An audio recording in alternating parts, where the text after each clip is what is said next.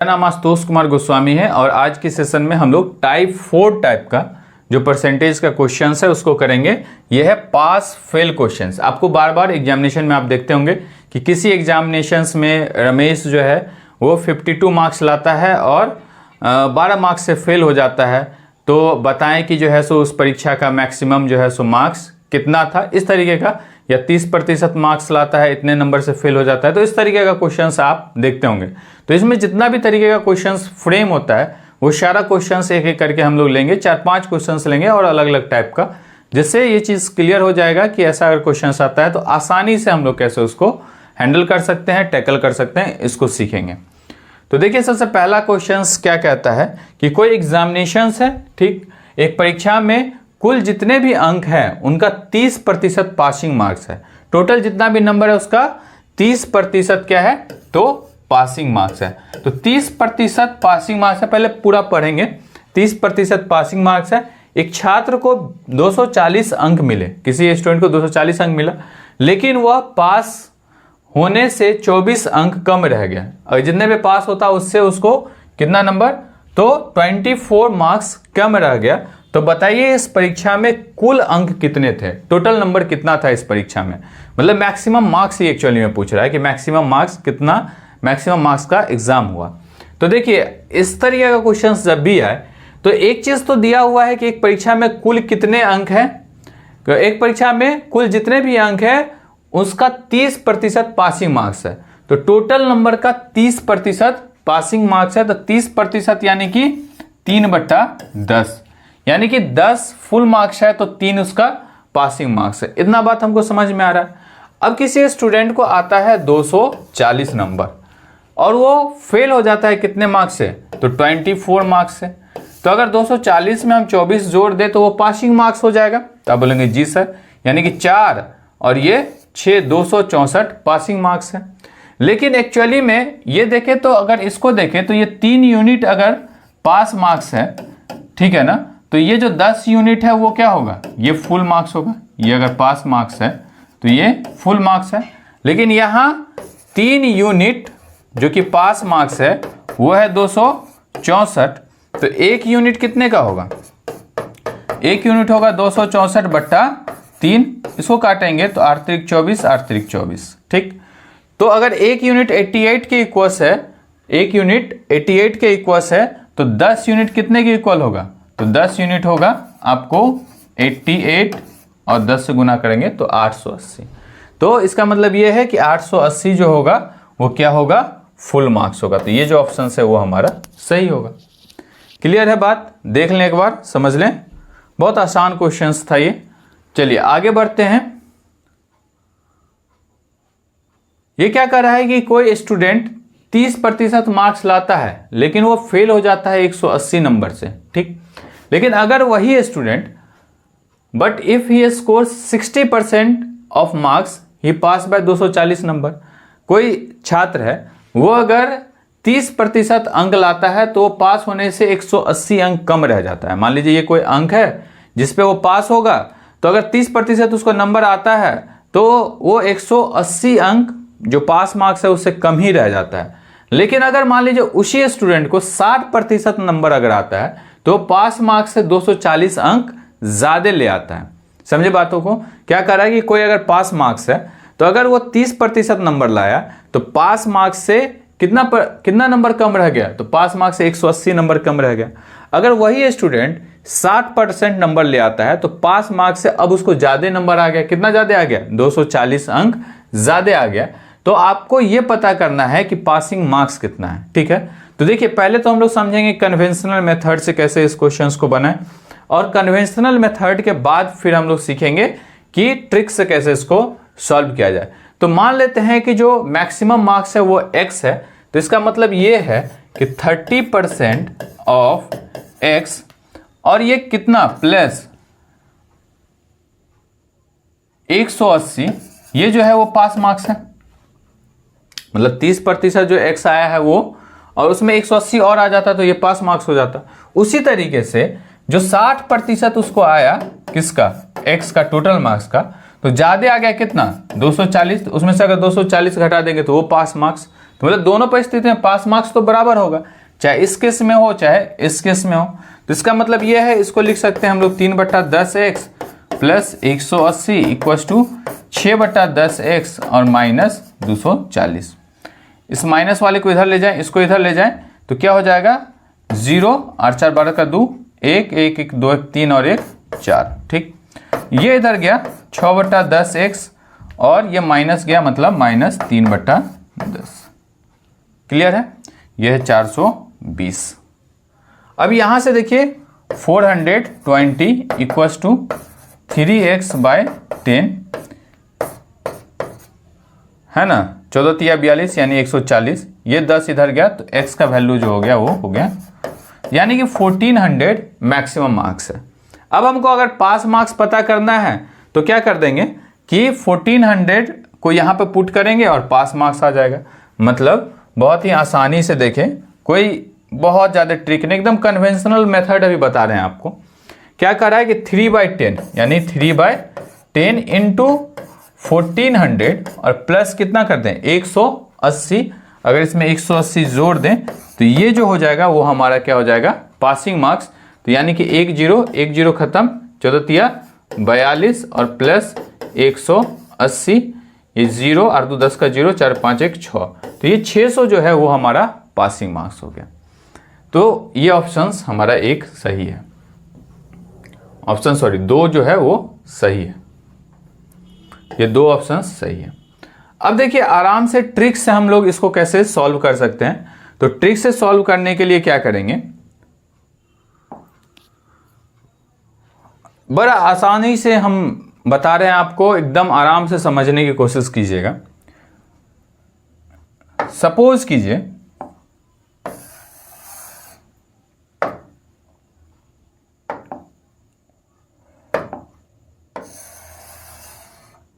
ठीक, देखिए समझिए, ये कोई पासिंग मार्क्स है, ठीक, और कैंडिडेट को 30% कम नंबर, अगर 30% स्कोर करता है अगर वो, तो फेल हो जाता है 180 मार्क्स से। तो मान लो यहाँ कोई 30% नंबर प्राप्त कर रहा होगा, ये जो नंबर प्राप्त कर रहा है वो 30% है, ठीक, और इसमें 180 और ऐड करेंगे तो ये पास मार्क्स हो जाएगा, ठीक। अगर उसको 60% आता है, 60%, तो 60% आता है तो वो पास मार्क्स से कितना ज़्यादा ले आता है 240। इस परिस्थिति में पास मार्क्स से वो 180 कम लाता है। इतना बात आपको समझ में आ रहा है। इसका मतलब ये है कि इस दोनों के बीच का जो डिफरेंस, मतलब यहाँ 0 से अगर चलना शुरू करें तो ये 30, ये 60, यानी ये जो अंतर होगा वो 60 में से 30 घटा देंगे, उतना अंतर होगा। तो क्या करें हम, ये और क्वेश्चंस लेंगे और जल्दी क्लियर होगा आपको। इसमें पहले आप ये समझिए, ये 60 में से 30 गया, तो 60 में से अगर 30 गया तो ये जो अंतर है वो कितने का है 30 का है, यानी 30 ये परसेंटेज में है, ये परसेंटेज में है, ये परसेंटेज में, ठीक। अब देखिए ये मार्क्स 180 है और ये मार्क्स 240 है, तो इस दोनों को जोड़ेंगे तो कितना होगा 180 और 240 को 8 4 12 का 2, 420, यानी कि 30% किसके बराबर है 420 के बराबर है। तो अगर 30% 420 के बराबर है तो 1% कितने के बराबर होगा 420/30 और 100%, तो यानी कि 420/30 इंटू 100, 10 कट गया 3 से, 14 तिया 42, 140 1400 आ गया। तो ये बहुत आसान है, समझिए बात को। ये कहाँ से लाए हम कि 30% और 60%, ठीक है ना। तो ये जो डिफरेंस है, इस दोनों डिफरेंस को निकाल लिए, 60 में से 30, ये दोनों नंबर को जोड़ लिए और 30% बराबर हो गया किसके 420 के, तो 1% बराबर 420/30 और फिर 100% मतलब उसको 100 से मल्टीप्लाई कर दिया, तो ये फुल मार्क्स आ गया। तो 1400 अगर फुल मार्क्स हमको आ गया तो पास मार्क्स कितना है 30% कर दीजिए, 1400 का 30% यानी 3/10 और प्लस 180, 10 कट गया यानी कि 420 प्लस 180 यानी कि 600। तो ये तुरंत हम लोग इसको फाइंड कर लेंगे। क्लियर। अगला क्वेश्चंस देखते हैं। देखिए नेक्स्ट क्वेश्चंस क्या कह रहा है कि अगर कोई कैंडिडेट 35% मार्क्स लाता है लेकिन फेल हो जाता है वो 105% से, 105 नंबर से। तो इसको ला कितना रहा है ये 35%, और फेल कितने नंबर से हो रहा है 105 नंबर से। लेकिन अगर वो पाता है कितना नंबर 50% लाता है तो वो पास हो जाता है 135 नंबर ज्यादा से। यानी कि अगर 50% वो लाता है तो पास हो जाता है कितने नंबर से 135। घटाएंगे अगर, ठीक, तो इस दोनों को तो हम घटाते हैं, तो ये हो गया बड़ा में से छोटा को घटाएंगे 15%, ठीक है। और ये कितना इसको जोड़ेंगे तो 240, ठीक। तो यानी कि 15% हो गया 240 के, तो 1% 240 बट्टा 15, 100%, 100 से गुना कर देंगे और इसको हम लोग कैलकुलेट कर लेंगे। 3 पंचे 15 और 5 तिया 15, 5 से इसको लगाएं 5 चौका 20 और 5 चौका 20,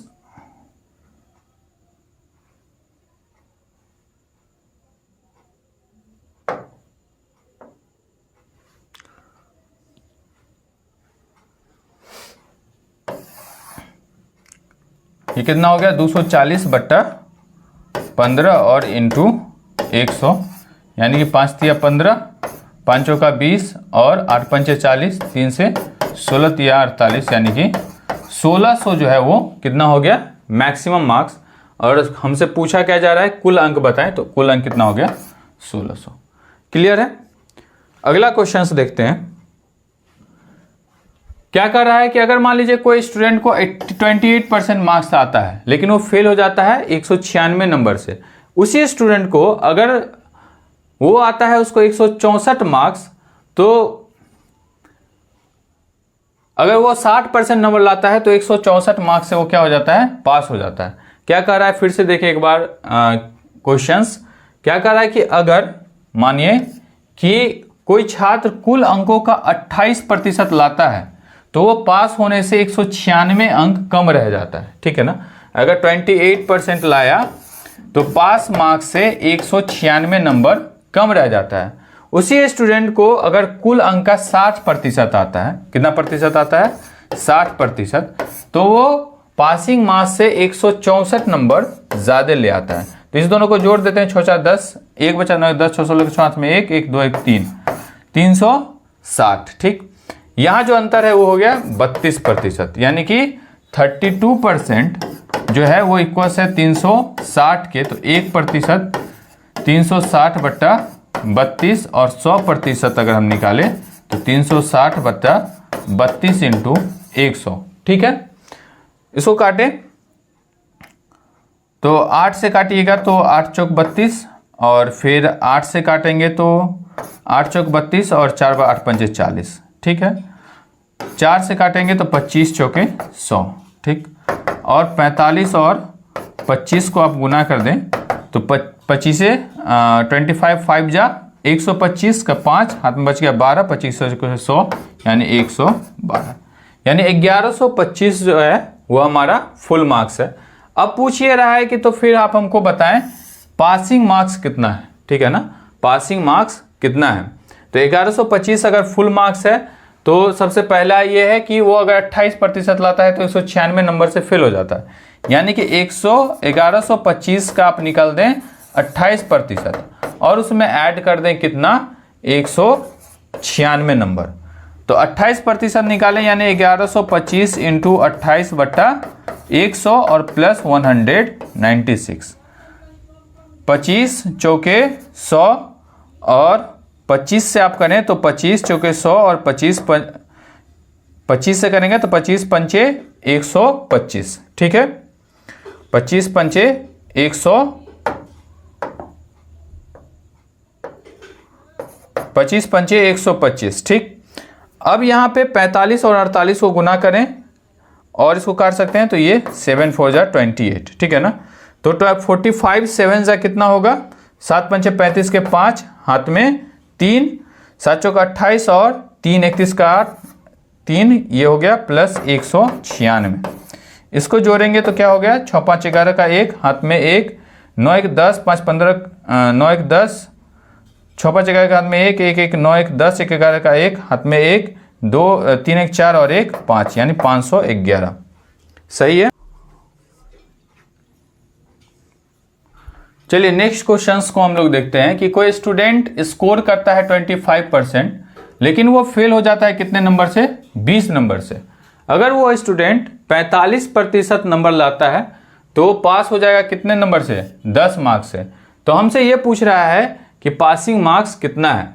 तो देखिए 25% नंबर लाता है तो फेल होता था 20 नंबर से, और 45% नंबर लाता है तो इसका मतलब 10 नंबर ज़्यादा ले आता है। तो सबसे पहले हम लोग क्या करते हैं, 45% और 25%, इसका डिफरेंस ले लें तो 5 में से 5 गया 0, 4 में से 2 गया तो 2, यानी 20% इक्वस होगा किसके?